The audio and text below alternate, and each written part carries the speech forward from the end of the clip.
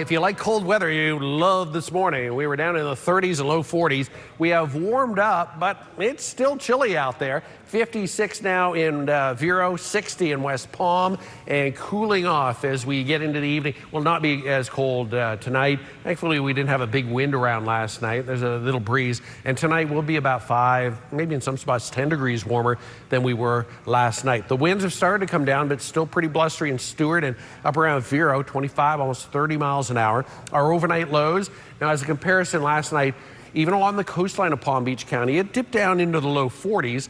Lots of 30s were inland, and you can see we're 40s to mid 50s for your overnight lows tonight. Around the Treasure Coast, it'll be a mix of mid and high 40s. And then back around the lake, 41 in Okeechobee. I mean, that's still pretty chilly for this time of year. Nowhere near any kind of temperature records, though.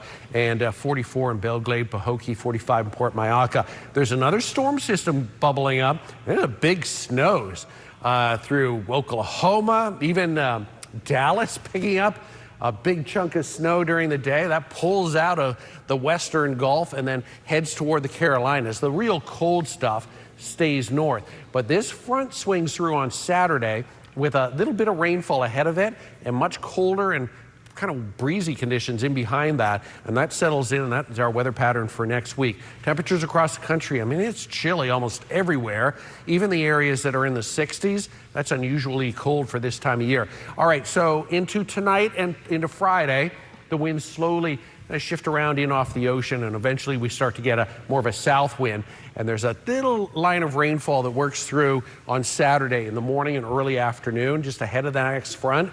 But it won't last long, but it's mainly mid and late morning on the Treasure Coast and then early afternoon for Palm Beach County. And what a temperature trend here. If you like warm weather on the weekend, it's 79. That would be Saturday's high.